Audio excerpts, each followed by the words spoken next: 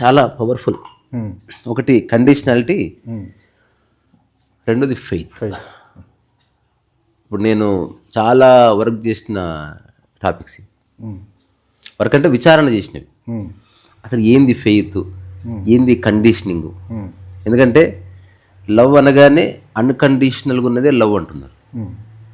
మరి కండిషనల్గా ఉంటే అది ఏమిటి అంటే సంథింగ్ ఎల్స్, పొజెసివ్నెస్. సో కాకపోతే నేను విచారణ చేస్తే ఏం తెలిసిందంటే అసలు కండిషనింగ్ లేకుండా అసలు మానవ జీవితం యొక్క మనుగడ లేని లేదు. ఇప్పుడు ఏం తినాలి అన్నది కూడా ఒక కండిషనింగే. ప్రతిరోజు ఒకే ఇంటికి వెళ్తున్నారు, అది కూడా ఒక కండిషనింగే. కండిషనింగ్ అంటే ఆల్మోస్ట్ మొనోటనస్గా సేమ్ థింగ్ రిపీట్ చేస్తున్నారు.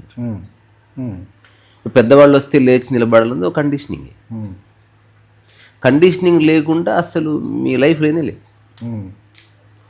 ఇప్పుడు జంతువు కండిషనింగ్ ఉండదు, ఎందుకంటే దానికి కండిషనింగ్ ఇవ్వలే. ప్రకృతిలో ఉన్న ప్రతి ప్రాణి ఒక ఫిక్స్డ్ ప్రోగ్రామింగ్తో పుట్టినాయి, మనిషి తప్ప. ఇప్పుడు ఈ భూమి మీద మిస్టరీ ఏదైనా ఉందా అంటారు కదా.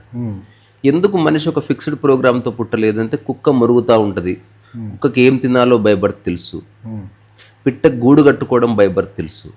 దానికి ఎవరు నేర్పియలే, దానికి ఏ టీచింగ్ బయట నుంచి వస్తలేదు. ఎట్లయితే మనకి ఐఫోన్ కొనగానే ఐఫోన్లో దాని సాఫ్ట్వేర్ అంతా ఇన్బిల్ట్ అయి వస్తుందో, పిట్ట పుట్టగానే పిట్టతో పాటు పిట్ట గూడు పుడుతుంది. ఒక ఏమంటారు, ఒక ఫ్లవర్ గింజ పడగానే దాంట్లో కొన్ని లక్షల పూలు, వికసించే పూలు అయ్యే పుడుతున్నాయి. వాటి కండిషనింగ్ అక్కర్లే.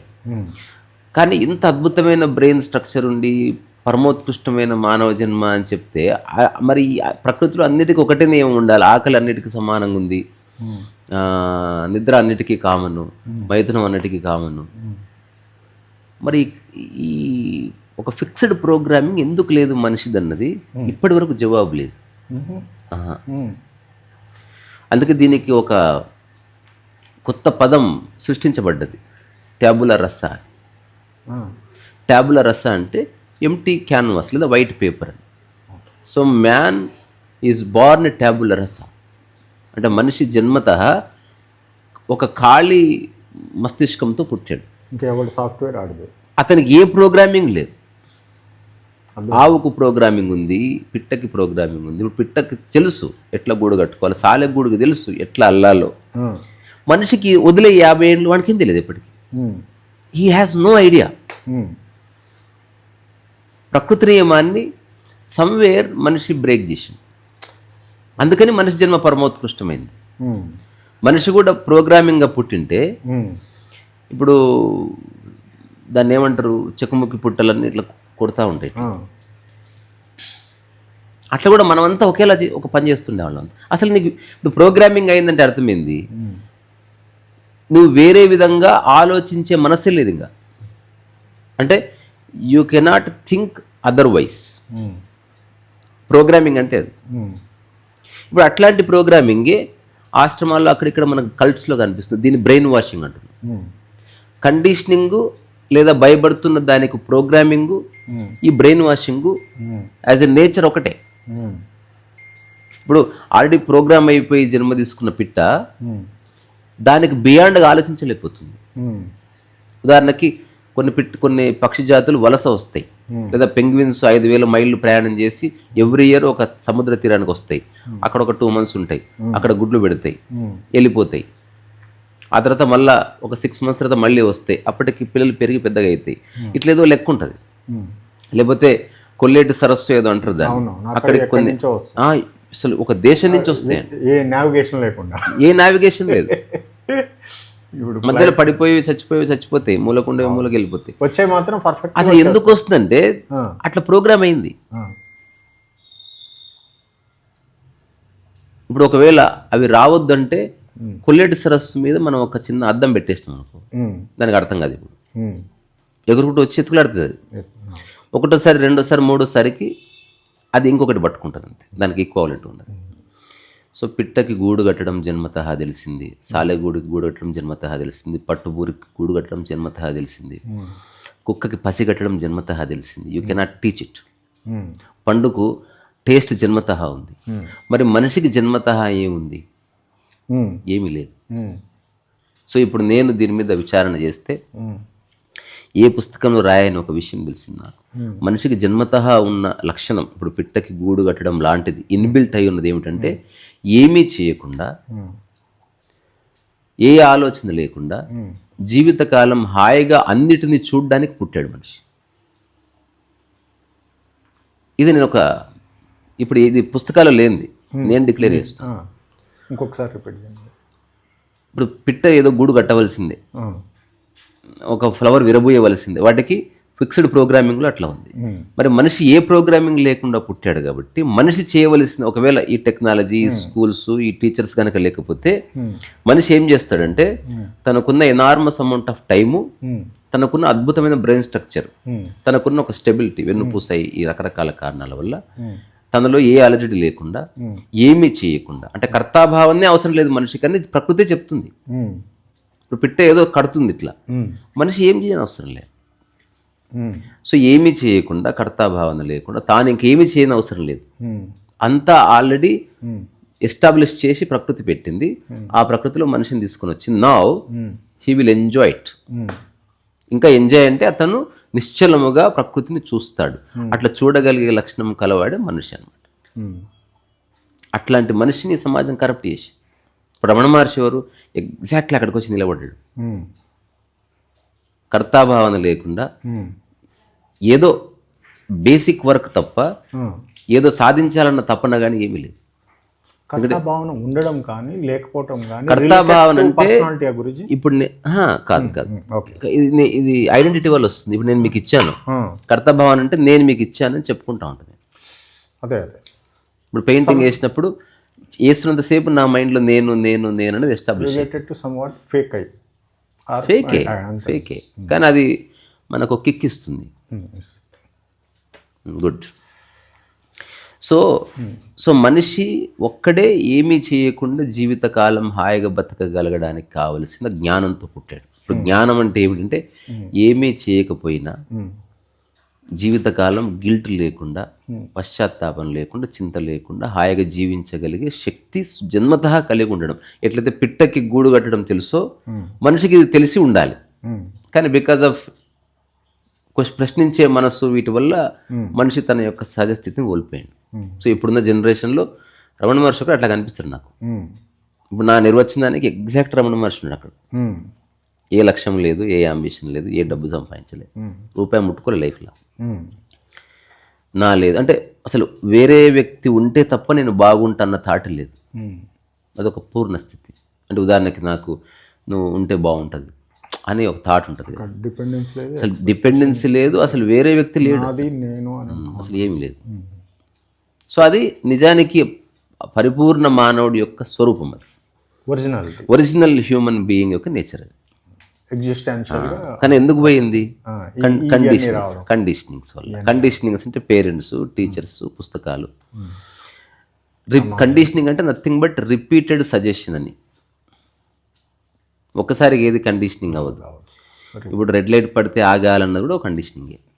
రిపీటెడ్గా చెప్పడం వల్ల, ఒక 5-6 సార్లు ఫైన్ వేయడం వల్ల మనకి రెడ్ లైట్ పడగానే ఆగిపోతాం. మన మైండ్ దానికి బియాండ్, కండిషనింగ్ అంటే దానికి బియాండ్గా థింక్ చేసి క్వాలిటీ కోల్పోవడం.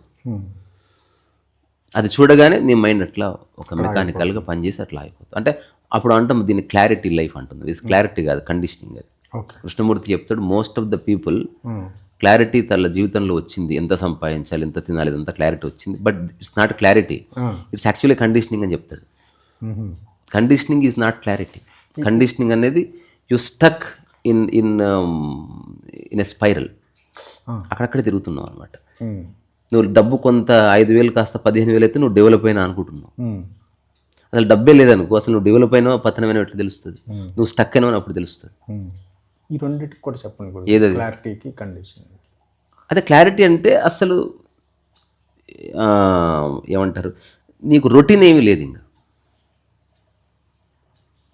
అంటే నువ్వు స్పైరల్లో ఇరుక్కొని లేవు, లూప్లో లేవు. అంటే నువ్వు నిరంతరం ఎరుగలో ఉన్నావు అంతే. సో ఆ క్లారిటీ వేరు. సిచ్యువేషన్ ఒక సర్కిల్లో ఉండి ఇప్పుడు నా ఇల్లు నాకు పరిపూర్ణంగా తెలుసు, ఇదో క్లారిటీ. కానీ ఇంటి నుంచి బయటకు దొబ్బేస్తే వాడికి ఏమీ తెలియదు. సో ఈ క్లారిటీ అక్కడ ఉపయోగపడదు. అట్లా కాకుండా ఎగ్జిస్టెన్షియల్గా ఉన్న విషయాన్ని నువ్వు అర్థం చేసుకొని ఆ క్వాలిటీస్ని నీలో ఇంబైబ్ చేసుకున్నప్పుడు ఇక అది అల్టిమేట్ క్లారిటీ. సో కండిషనింగ్ అంటే ఏమి చేయకుండా హాయిగా ఉండదగ్గ మనిషి ఇప్పుడు ఆ క్వాలిటీ కోల్పోయిండు because of society, because of evolving society, because of technology, because of schools, teaching, what not, parenting. ఇప్పుడు ఏం చేస్తున్నారు పేరెంట్స్? చెప్పిన సజెషన్ని ఎక్కువసార్లు చెప్తున్నారు అంతే. ఈ రెండోది వాళ్ళకి తెలియంది కూడా చెప్తున్నారు. పెద్దవాళ్ళు వస్తే లేచి నిలబడాలి, ఎందుకో అని అడిగితే కొడుతున్నారు. అంటే తల్లికి ఎదురు చెప్తావా అంటారు అట్లా. Because they don't know the answer. ఎందుకంటే వాళ్ళమ్మ కూడా ఆమెకు చెప్పలే. అందుకని జస్ట్ బ్లైండ్గా నువ్వు చెప్పింది చేయాలంతే, ఎక్స్ట్రాలు చేయొద్దు. ఎప్పుడైతే చెప్పింది చేస్తే వాడిని మంచి బాలు అంటున్నారు. ఎప్పుడైతే చెప్పింది చేసిన వాడికి అందరూ మెచ్చుకుంటే వాడికి అది నచ్చి వాడు కండిషన్లోనే ఉండిపోతున్నాడు. ఇంకా వాడు థింక్ చేసే శక్తి కోల్పోతుంది.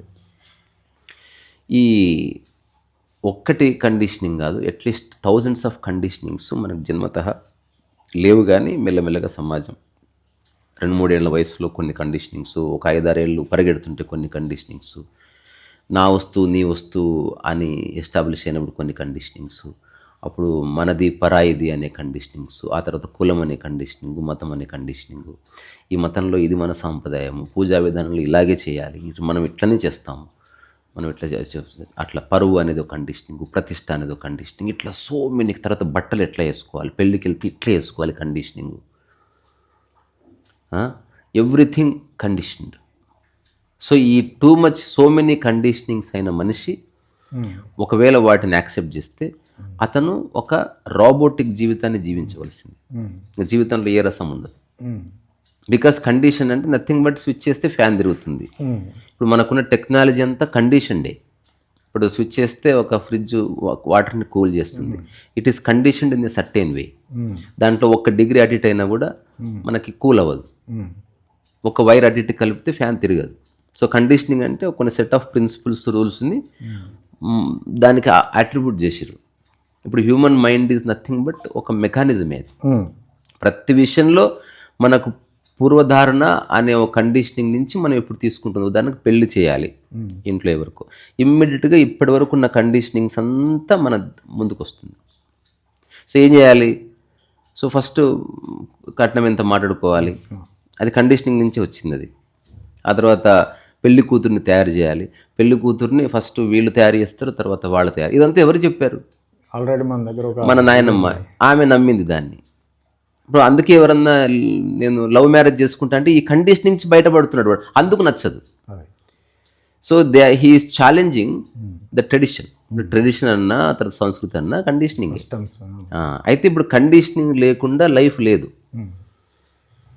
సో ఇప్పుడు మరి విచారణ అంటే ఎప్పుడు వస్తుందంటే ఇప్పటి వరకు నీ మీద రుద్దబడిన రకరకాల కండిషన్స్ని, ఎగ్జాంపుల్ ఒక 10 కండిషన్స్ ఇట్లా రుద్దబడ్డాయి నీ మీద, ఎలా తినాలి, ఎలా పడుకోవాలి, ఇవన్నీ.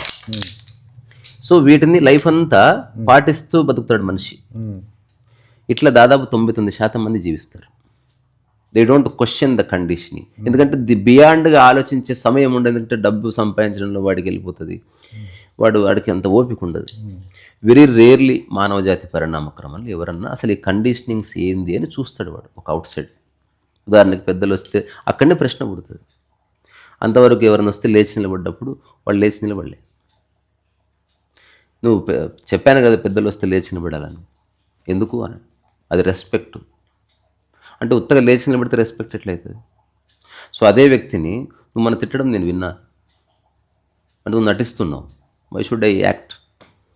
రెండోది రెస్పెక్ట్ అనేది నా హృదయంలో ఉంది, నేను దాన్ని షో ఆఫ్ చేయను, అసలు నడువురా బయటికి అని వాడిని గెంటేశారు. సో ఎవడైతే కండిషనింగ్ క్వశ్చన్ చేస్తాడో సమాజం వాడిని వదిలించుకుంటుంది, వాడిని రాడికల్ అంటుంది, లేదా వాడిని వీడు సన్యాసులో కలిసినట్టున్నాడు అంటారు, లేకపోతే వీడు మన మాట వినట్లేదు, మన ఆధీనంలో లేడు, ఇట్లాంటివన్నీ.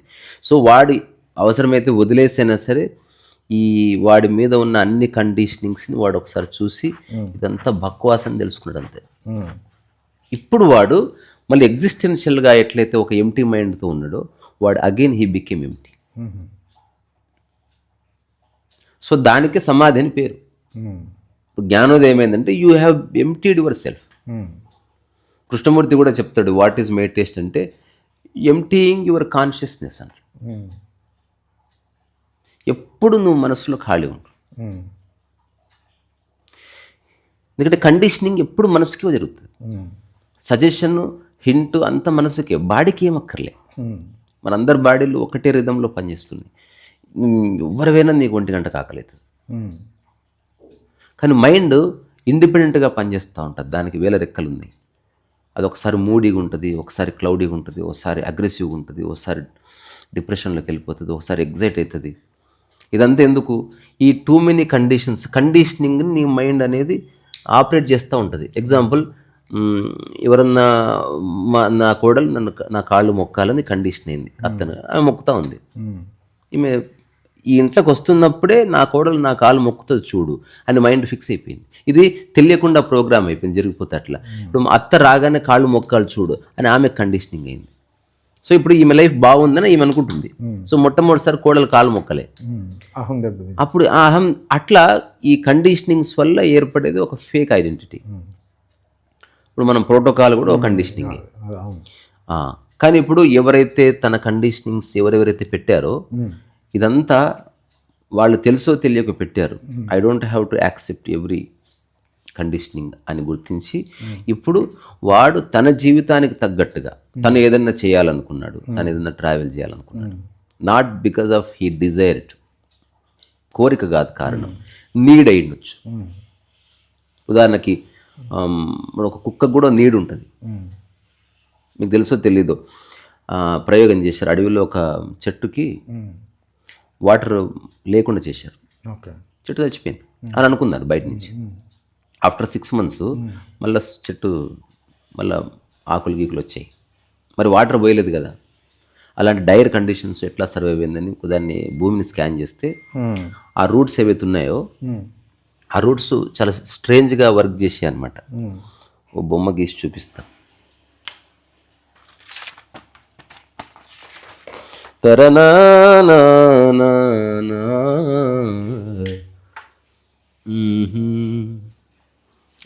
ఏదో పేపర్ అయ్యి పర్లేదు అనిపిస్తుంది. ఇప్పుడు ఈ చెట్టు ఉంది, దానికి ఇట్లా రూట్స్ ఉన్నాయి ఇట్లా. ఇప్పుడు దీనికి వాటర్ సప్లై చేయాలి, చెట్టు ఎండిపోయింది మొత్తం, కొమ్మలు మిగిలినాయి. సో ఈ చెట్టు రూట్స్ మొత్తం ఫస్ట్ టైం ఇప్పుడు ఇది కండిషన్, రోజు వాటర్ పోస్తున్నారు. సో ఇప్పుడు ఆ కండిషనింగ్ అయిపోయింది, వాటర్ లేదు. అందులో ఒక పర్టికులర్ రూట్ చాలా దూరం పెరిగింది ఇట్లా. ఎక్కడైతే వాటర్ సోర్స్ ఉందో అక్కడ కనెక్ట్ అయిన తర్వాత మళ్ళీ స్టార్ట్. సో మళ్ళీ మన రూట్స్ని మనం గుర్తించడం, అప్పుడు లైఫ్ అనేది మళ్ళీ స్టార్ట్ అవుతుంది. ఎట్లయితే ఇట్లా జస్ట్ ఒక వేరే టచ్ అయ్యి వాటర్ టచ్ అవ్వగానే లైఫ్ స్టార్ట్ అయిందో, ఈ ఎగ్జిస్టెన్షియల్ లాస్కి మనం తిరిగి కనెక్ట్ అయినప్పుడు ఒక సహజమైన జూబిలెన్స్ ఉంటుంది. అంటే యు ఆర్ ఆల్వేస్ అలైవ్. అంటే నీ మనసు యొక్క ప్రభావము నీ మీద లేనేలేదు. So mind is nothing but A tool. ఇప్పుడు ఎవడో తిట్టాడు, ఒక ½ an hour డల్గా అయిపోతారు, అవుతుంది అవుతారుగా. ఇప్పుడు మనం అనుకున్నట్టుగా ఇంట్లో ఏదో జరగలేదు, ఒక 2 రోజులు మూడీగా ఉంటారు. హఠాత్తుగా ఎవరో చచ్చిపోయారు, అట్లా ఎప్పుడు పడుకొని నాకు వద్దమ్మా అట్లా. అది ఏం జరిగింది? చచ్చిపోయింది వాడు, నువ్వెందుకు భోజనం మానేసినావు అంటే ఇప్పుడు అందరు కండిషన్ అయ్యారు అట్లా. పోనీ లైఫ్ అంతా బాధపడతారా? పడరు. 2 రోజులు ఎక్కువ, 3 రోజులు కొంచెం తక్కువ, 4 రోజులు కొంచెం లేచి తిరుగుతా, 6వ రోజు కిరికిలు నవ్వుతుంటారు. అంటే ఇంతే ఒక మనిషికున్న వాల్యూ. అలాగే ఈ కిలకిల నవ్వు 6th minute తీసుకురా అంటే you are out of conditioning. అంటే 6 రోజులు బాధపడాల్సిన అవసరం కాదు. మనిషి చచ్చిపోతే నిమిషం చాలు, ఏముంది, అవును చాలా మంచివాడు పోయాడు, సినిమాకి వెళ్దామా అంటే కొడతారు వాడిని. కానీ వాడే మంచిగా ఉన్నాడు. సో ఇప్పుడు ఎవడైతే ఈ కండిషనింగ్స్ నుంచి బయటపడి వాడు మొట్టమొదటిసారి తన జీవితానికి అనుగుణంగా ఎట్లయితే ఈ మొక్క తన వేరుని తీసుకెళ్ళి ఎక్కడ వాటర్ ఉందో అక్కడ, అట్లా తన నీడ్, తనున్న కాంటెంపరీ సమాజంలో తను ఏం చేస్తే తన జీవితం సరళంగా సాగుతుందో ఆ సమాజం అప్పుడున్న వాతావరణం చెప్తుంది. ఒకవేళ ఈ రియలైజేషన్ వచ్చిన తర్వాత హఠాత్తుగా ఆ ఊరిలో కానీ చుట్టుపక్కల కానీ ఆహార నిల్వలు లేవనుకో, వాడు వ్యవసాయం చేస్తాడు. వాడు అంటే వాడు ఇది చేయాలని ఏముండదు, అంతా సమృద్ధిగా ఉంది, అడుక్కొని తినేస్తాడు వాడు. అసలు ఆ ఊర్లో అసలు వాటరే లేదు, వాడు వెళ్ళి ఒక్కడే బావి తవ్వచ్చు. అంటే ఏది రిక్వైర్డో అది నేచర్ చెప్తుంది వాడికి. అందరూ సాఫ్ట్వేర్ చేస్తారని వాడు సాఫ్ట్వేర్ చేయాలని అనుకోడు, బికాజ్ హీఈస్ నాట్ కండిషన్. ఏది ఎగ్జిస్టెన్షియల్గా అప్పుడు నీడో అది చేస్తాడు. అంతా బాగుంటే వాడు ఏమి చేయడు. ఆది మానవుడు ఇంతకుముందు ఫస్ట్ మనిషి అన్నీ ఉన్నాయి, వాడు హాయిగా చూసి అనుభవిస్తాడు. ఏదైనా అవసరం ఉంది, వాడు ఇదే చేయాలని కండిషనింగ్ అవ్వలేదు కాబట్టి వాడు వెళ్ళి ఆ పని చేసేస్తాడు. ఇప్పుడు అందరికీ జ్వరాలు వచ్చింది, వాడు వెళ్ళి సర్వీస్ చేస్తాడు. అంటే హీఈస్ లైక్ వాటర్. వాడు ఒక క్యారెక్టర్ అంటూ ఏమి ఉండదు. So the enlightened man is the most characterless human being అంతే అంటే. ఈ వాటర్ చాలా మంది పోల్చారు కదా గురుజీ. అంటే అది అంటే ఫ్లెక్సిబుల్, అంటే it has no form, symbolic. రెండోది దానికి ఉన్న ఫోర్స్ చాలా అనంతం, సాఫ్ట్గానే ఉంటుంది, గట్టిగా కొడితే చచ్చిపోతారు కూడా. ఓకే. ఇప్పుడు ఈవెన్ పోలీసులు వాటర్ కెనాన్స్ కొడతారు కదా, అంటే ఆ ఫోర్స్ ఎక్కువైతే మనిషి నిలబడలేడు. అంటే అట్లా ఉండు. దాన్ని ఇనండి యాంగ్కి సింబాలిక్గా చెప్తారు. ఇనండి యాంగ్ అంటే it is soft and it is hard, రెండు క్వాలిటీస్ కలిగి ఉన్నాయి. ఫ్లెక్సిబిలిటీ అంటే మనిషి ఎట్లయితే తీసుకున్నాడో అట్లే వదిలేయగలిగితే ఇనండి యాంగ్లో ఉన్నట్టు, ప్రకృతి నియమంలో ఉన్నట్టు. తీసుకుంటున్నప్పుడు బంగారం తీసుకుంటున్నాడు, వదిలేయమంటే వాడు చేయి ఓపెన్, అక్కడ వాడు ఇరుక్కుపోయాడు అనమాట. బంగారం ఏం పట్టుకోలేదు, నేను థాట్ పట్టుకుంది, కండిషనింగ్. బంగారం కాస్ట్లీ. సో ఇప్పుడు ఇట్లా అయిన వాడు ఎట్లా తన్ను తాను కండిషనింగ్ చేసుకుంటాడు అంతే, బయట వ్యక్తులు చెప్పడం వల్ల కాదు. అందుకని అతని జీవితం చాలా అన్యూజువల్గా ఉంటుంది. He may work 24 hours also, కానీ అలసట ఉండదు. ఎందుకు ఉండదు? అది బయట నుంచి రాలే ఆ కండిషనింగ్. అప్పుడున్న సందర్భాన్ని బట్టి అది అట్లా వచ్చింది. చూసే వాళ్ళకి వెర్రిగా అనిపించినా, పిచ్చిగా అనిపించినా అసలు దాని గురించి ఆలోచన ఉండదు అతనికి. ఎందుకు ఉండదు అంటే ఇర్రెలెవెంట్ అది. ఆ టైంలో ఏది రిక్వైర్మెంటో అది జస్ట్ అట్లా చేస్తూ ఉంటాడు. అతనికి సక్సెస్ లేదు, ఫెయిల్యూర్ లేదు, అది కూడా కండిషనింగే. అసలు కండిషనింగే లేకపోతే ఇప్పుడు నా నీ అన్నది కూడా కండిషనింగే. అందుకే ఇట్లాంటి వాళ్ళు కొన్నిసార్లు ఈ ప్రపంచం విషయాలు అర్థం కాక కేసులు ఇరుకుతున్నారు. ఈ నా అని అన్నది లేదు, ఆ కండిషనింగ్ లేని కారణంగా ఒక్కొక్కసారి ఎవరినో ముట్టుకోవడము సడన్లీ అది తప్పుగా తీసుకోబడ్డది. ప్రపంచం తన దృష్టితో వాడిని చూడడం మొదలు పెడుతుంది. అందుకని ఇప్పుడున్న మానవుడు ప్రపంచాన్ని అర్థం చేసుకోవాలి, ప్రకృతిని అర్థం చేసుకోవాలి. నేను ప్రకృతి ప్రపంచం అనే దాన్ని నేను తీసుకొచ్చింది. అంటే అండర్స్టాండ్ బోత్. నువ్వు లిబరేషన్లో ఉన్నావు, కానీ ప్రపంచంలో ఉన్నప్పుడు నీ లిబరేషన్కి పరిమితులు ఉంటాయి. నువ్వు ఒకప్పటిలాగా స్వామీజీలాగా భుజాల మీద చేతులు ఇస్తా అంటే ఇప్పుడు కుదరదు. అనవసరమైన చర్చకి డోర్ ఓపెన్ అవుతుంది. సో ఇది తర్వాత కండిషనింగ్ లేదు అంటే ఫెయిత్ కూడా లేనట్టే. కానీ ప్రపంచంలో ఫెయిత్ చాలా మందికి ఉంది. ఇది మనం అనుకున్న రెండో టాపిక్. ఫెయిత్ అనేది ఇంపార్టెంట్, ఒక హోప్ ఇస్తుంది ఫెయిత్. మరి దేని పట్ల మనకు 3 పదాలు ఉంది: confidence, belief and faith. So 3 నమ్మకానికి సంబంధించింది. కానీ 3 ఎక్కడెక్కడ ఉపయోగించాలని అడిగితే చాలామందికి తెలియకపోవచ్చు. మీకేమైనా తెలుసా? ఇప్పుడు కాన్ఫిడెన్స్ అని వాడతారు, ఎక్కడ వాడతారు? బిలీఫ్ ఎక్కడ వాడతారు? ఫెయిత్ ఎక్కడ వాడతారు? ఫెయిత్ దేవుడి దగ్గర వాడతారు. ఓకే. కాన్ఫిడెన్స్ అనేది నేను చేయగలననే పాజిటివ్ మైండ్. మరి బిలీఫ్ అంటే ఒక నమ్మకం, ఇది అంటే అతను అది చేయగలడు. ఇప్పుడు ఉదాహరణకు దేవుడిని నమ్మేవనుకో, అప్పుడు కూడా ఏదో వస్తుందని నమ్మకం ఉంటుంది కదా మరి. 100%.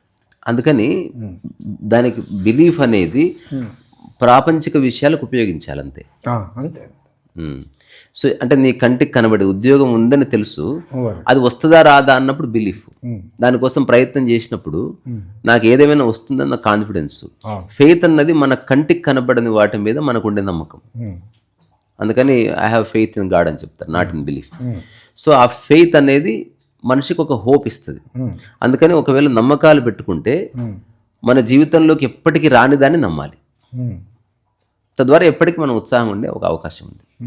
అంటే కాకుండా మన జీవితంలో వచ్చేదాన్ని నమ్మినాం అనుకో, అది రాగానే, అది పరిచయం కాగానే మనకు దాని మీద ఇంట్రెస్ట్ పోతుంది. ఇది ఇన్వాలంటరీగా జరుగుతుంది. ఇప్పుడు ఒక అబ్బాయి ఆ అమ్మాయి కోసం అసలు ఘోరమైన ఫైట్ చేసిండు. ఆ అమ్మాయి తన జీవితంలోకి వచ్చే అవకాశం లేదు. ఫైనల్గా ఫైట్ చేస్తే ఒప్పుకున్నారు. ఇప్పుడు ఆ అమ్మాయి వీళ్ళ లైఫ్లోకి వచ్చింది, ఇంట్రెస్ట్ పోతుంది. ఏం చేస్తావు 6 months తర్వాత ఏం చేయాలో తెలియదు.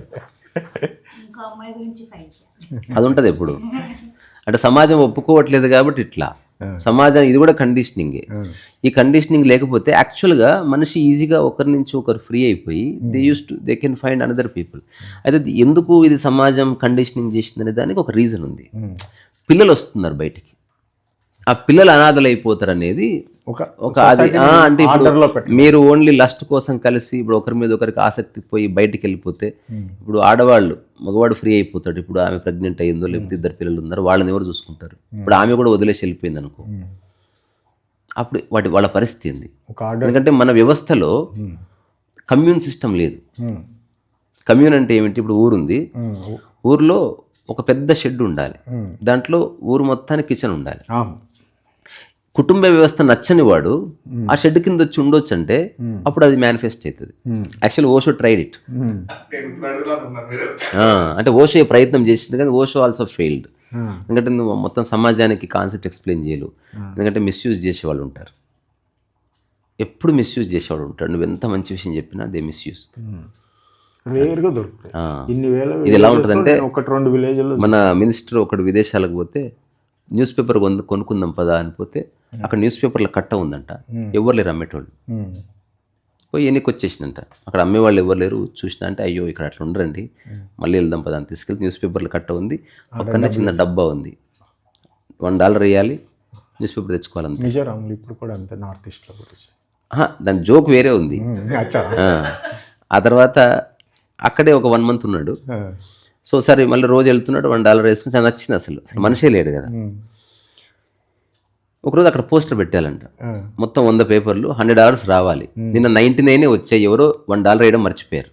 అంటే నెక్స్ట్ డే నేను మర్చిపోయాను అనుకుని అందరూ $1 ఎక్స్ట్రా వేశారంట. అంటే $200 వచ్చాయి. ఇది చూసి ఇంకా థ్రిల్ అయ్యాడంట, ఇంత నిజాయితీ అని. సరే ఇండియాకి వచ్చాడు. ఇండియాకి వచ్చి సేమ్ న్యూస్ పేపర్లు, ఆ తర్వాత డబ్బా పెడితే నెక్స్ట్ డే న్యూస్ పేపర్స్ లేవంటే డబ్బా లేదంట. అంటే కాన్సెప్ట్ని అర్థం చేసుకుంటే అట్లా, అర్థం చేసుకోకపోతే ఇట్లా. ఇప్పుడు నాకు కూడా ఒకటి ఉంది ఆలోచన, కూరగాయలన్నీ పెట్టి సీసీ కెమెరాలు పెట్టి అసలు మనిషి ఉండొద్దు అక్కడ. ఇవి ఉన్నాయి గురించి, ఉన్నాయి కాదు, మనం చేయాలి. ఇప్పుడు ఎంతోమంది చేసుకుంటున్నారు పెళ్ళి, మనం కూడా ఎక్స్పీరియన్స్ చేయాలని చేసుకుంటున్నాం కదా. చాలా మంది చేసుకున్నారు, నాకు ఎందుకు అట్లా అనలేదు. సో ఇది మనం చేస్తే అప్పుడు బాగుంటుంది. ఇప్పుడు ఎదురుగా షాప్ ఎవరు లేరు, సో నువ్వే స్కాన్ చేసుకో, నువ్వే డబ్బులు కట్టుకో, నువ్వే కొలుచుకో, ప్రతి దానికి ట్యాగ్ ఉంటుంది, కాస్ట్ ఉంటుంది. చేస్తే అట్లా చేస్తే బాగుంటుంది. కానీ సీసీ కెమెరాలకు ఫస్ట్ ఇట్లా వెనక నుంచి వచ్చి స్ప్రే కొట్టి చేస్తారు. ఎనీథింగ్ కెన్ హ్యాపెన్ అట్లా. అందుకని ఫెయిత్ అనేది బేసికల్గా అక్కర్లేదు. ఇప్పుడు నాకు ఫెయిత్ లేదు, బిలీఫ్ లేదు, కాన్ఫిడెన్స్ లేదు, విల్ పవర్ లేదు, డెడికేషన్ లేదు. ఏది ఉందో అది జీవించేవాడికి అవేం అక్కర్లేదు. లేని దాన్ని సాధించుకోవాలనుకుంటే అవన్నీ వస్తాయి. నీకంటే శక్తివంతమైన దానితో నువ్వు పోరాడుతున్నప్పుడు విల్ పవర్ అవసరం అవుతుంది. యాక్సెప్టెన్సే. అంటే ప్రపంచం మనకి 3 రుగ్మతలను అంటగట్టింది. వాడికి గొప్ప వాల్యూ ఉంది, డెడికేషన్, కాన్ఫిడెన్స్, విల్ పవర్. అసలు అట్లాంటి వాడిని అసలు దేవుళ్ళ చూస్తారు. అసలు అదంతా మానసిక రుగ్మత అది. డెడికేషన్ ఎందుకు అసలు? ఇప్పుడు నీ ఒక పని చేస్తే నీకు ఎక్కువ పేరు వస్తుంది, డబ్బు వస్తున్నప్పుడు నువ్వు డెడికేట్ చేస్తున్నావు దానికి. ఇప్పుడు నీళ్లు తాగడానికి నా లైఫ్ డెడికేట్ చేస్తా అంటారు ఎవడన్నా. అన్ని పనులు అంత సహజంగా చేస్తే సరిపోతుంది, కానీ సహజంగా అన్ని పనులు చేస్తే నేను వెనుకబడిపోతానేమో. సో పోలిక వస్తుంది అట్లా. సో రకరకాల కారణాలు ఉంది. అందుకని కొంచెం ప్రపంచంలో ఉన్నప్పుడు ఇవన్నీ ఉండటమే మంచిది, లేకపోతే కష్టం. అంటే ఒక విధంగా ఇవన్నీ పెట్టినవి కూడా కొన్ని సొసైటీ ఒక ఆర్డర్లో ఉంటాను. అంటే అందరికీ చెప్పడం కుదరదు కాబట్టి కొన్ని కండిషనింగ్స్, అంటే సొసైటల్ కండిషనింగ్ ఓకే, వ్యక్తిగతమైన కండిషనింగ్స్ విచారణ చేసుకోవాలి. ప్రతి దాంతో మనం పోరాడమని నా ఉద్దేశం కాదు. కండిషన్స్ కూడా అది అటు ఇటు అయినా కూడా వీళ్ళు ఎక్కువ రియాక్షన్ ఉండకూడదు. ఇప్పుడు ఇంకొకటి కండిషన్ అండ్ కండిషనింగ్ కొంచెం వేరే ఉంది. ఉదాహరణకి మనం కండిషనింగ్ అంటేనేమో ఒక విధంగా షేప్ చేయడం ఒకదాన్ని. ఇప్పుడు హెయిర్ కండిషనింగ్ అంటున్నారు, హెయిర్ కండిషన్ అనట్లేదే. అదే ఎయిర్ కండిషన్ అంటున్నారు, ఎయిర్ కండిషనింగ్ అనట్లే. సో ఇప్పుడు కండిషన్ అంటేనేమో ఆల్రెడీ ఫిక్స్డ్ అట్లా ఉంది. కండిషనింగ్ అంటే ఉన్నదాన్ని నాకు నచ్చినట్టుగా నేను మార్చుకుంటున్నాను మళ్ళీ, ఇది కండిషనింగ్. అంటే ఇంకొక అవుట్ సైడ్ ఏజెంట్ ఎప్పుడు ఉంటుంది. అంటే కండిషన్స్ అనేవి వేరు. ఇప్పుడు కండిషన్ సప్లై, ఉమ్, దాని మీద కండిషనింగ్ సప్లై లేదు. అవును. సో కండిషనింగ్ అంటే మీరు మీ యొక్క ఇంటలెక్ట్ తోటి మీకు నచ్చినట్టుగా ఒక దాన్ని కస్టమైజ్ చేసుకున్నారు. వేరే వాడిని ఇప్పుడు నా పిల్లవాడు నాకు నచ్చినట్టు ఉండాలంటే now you are conditioning that boy. Um, conditions are simple. ఇప్పుడు ఎలక్ట్రిసిటీ బిల్ కట్టాలి, అదొక కండిషన్. అక్కడ మనం తెలుసుకునేది ఏం లేదు, అందరు మెకానికల్గా ఒక గురువు కట్టిన బిల్ ఎంత బాబు అని కట్టవలసింది, అక్కడ ఏం లేదు. బట్ ఎలా జీవించాలి అన్న చోట కండిషనింగ్స్ వచ్చినాయి. అంటే హౌ టు మెడిటేట్, అది కూడా ఒక కండిషనింగే. ఉమ్, ఎవ్రీథింగ్ ఈజ్ కండిషనింగ్. అందుకని కండిషనింగ్స్ బయట నుంచి వచ్చిన ఏవైనా విచారణ చేసి చూసి అవి ఎంతవరకు అప్లికబుల్లో అంత తీసుకొని మిగతా వాటిని చెప్పకూడదు ఎవరికి, తీసి అవతల పడాలి. నాకు అట్లాంటి ఒక ఫ్రీడమ్ ఉంది కాబట్టి నేను చెప్తున్నా. అట్లా మామూలుగా చెప్తే గొడవలు అయిపోతాయి. ఇప్పుడు నాకు పరువు లేదు, ప్రతిష్ట లేదు అని చెప్పాను అనుకో, నిజానికి వేరే ఫ్యామిలీ అయితే మా పరువు తీస్తున్నావురా నువ్వు అని నాతో గొడవ పడతారు. నేను ఈ యూట్యూబ్ లేకముందు నుంచి ఇవన్నీ చెప్పున్నాను కాబట్టి వాళ్ళు పట్టించుకోరు. అదర్వైజ్ ఇప్పుడు నేను చెప్పేది ఇన్ జనరల్గా చెప్తే పెద్ద పెద్ద గొడవలు అవుతాయి లైఫ్ గురించి కానీ ఏదైనా. చూద్దాం. ఎక్సలెంట్, బాగుందిగా. బాగుంది. దాని మీద ఏదైనా స్టేట్మెంట్ రాస్తారా? మీరు రాయండి.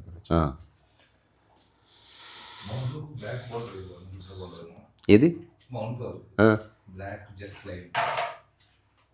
మనమే గీసుకోవాలి, ఇంకా నీట్గా గీయాలి. ఇది ఇప్పుడు ఉదాహరణకు యూట్యూబ్ రోజు చేస్తున్నా, ఇది కూడా కండిషనింగే. కానీ self conditioning, out side authority ఎవరు లేరు. సో ఏ కండిషనింగ్ డ్యామేజింగ్ అంటే నువ్వు పాటిస్తున్నది నీది కాదు, వేరే వాడిది. అక్కడ స్ట్రెస్ వస్తుంది. అలాంటివి ఎక్కువ ఉంటే లైఫ్ సంకన అయిపోతుంది. ఆ కండిషన్కి మళ్ళీ టార్గెట్స్, అటాచ్మెంట్స్ ఉన్నా కూడా మళ్ళీ అది కూడా కండిషనింగ్. ఇప్పుడు బయట నుంచి వస్తుందా, మీకు మీరు పెట్టుకుంటున్నారా? మీకు మీరు పెట్టుకుంటే నో ప్రాబ్లం. వాత కూడా అంతే మనకు తెలిసి అంతే. ఉపవాసం ఆరోగ్యం నేను 2 రోజులు అన్నం మానేశాను, దానివల్ల నాకు చాలా వికారం వచ్చింది. ఇదంతా నాకు నేను పెట్టుకున్నాను, అందుకని నీకు స్ట్రెస్ ఉండదు. నేనే అనుకున్నాను. మనకి బయట ఎవరన్నా ఆర్డర్ చేస్తే అది నిజంగా స్ట్రెస్. వేరే వాళ్ళు 2 రోజులు అన్నం మానేను గంటకు వాడి మీద కోపం వస్తుంది. అందుకే పేరెంట్స్ నుంచి తప్పించుకుంటున్నారు పిల్లలు ఒక టైం వచ్చిన తర్వాత. They are not against parents, they are against parents పెట్టే కండిషన్స్. అది చాలా దారుణంగా, అంటే భరించలేనట్టు. అంటే ఒకరినొకరు ఓవర్ షాడో చేసుకుంటూ చిన్న మైండ్ గేమ్లో పడతారు. మీ అబ్బాయి మీ మాట వింటా, మా అబ్బాయి మా మాట వింటాడు.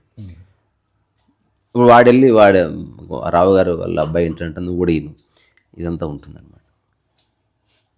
ఎవరి మాట వాళ్ళు వినాలి, వేరే వాళ్ళ మాట వింటే ఏంది వినపోద్ది. సో మనమంతా ఒక ప్రత్యేకమైన ఇండివిజువల్స్.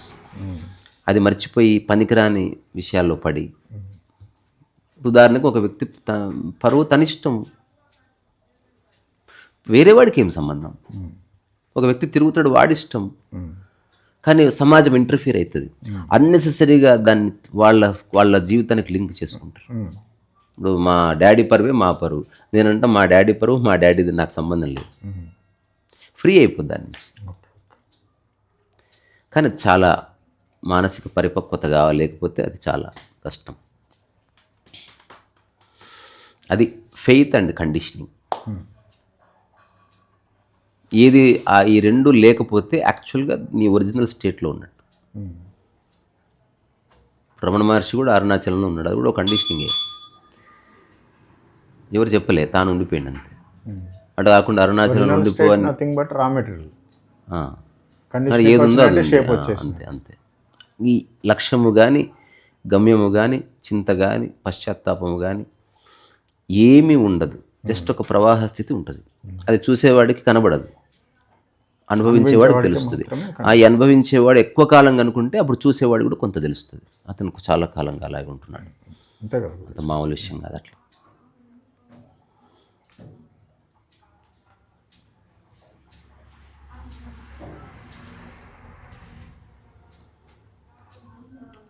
ఇప్పుడు నేను ఆటోబయోగ్రఫీలో నాకున్న కండిషనింగ్స్ మీద రాసిన, నేను బై బర్త్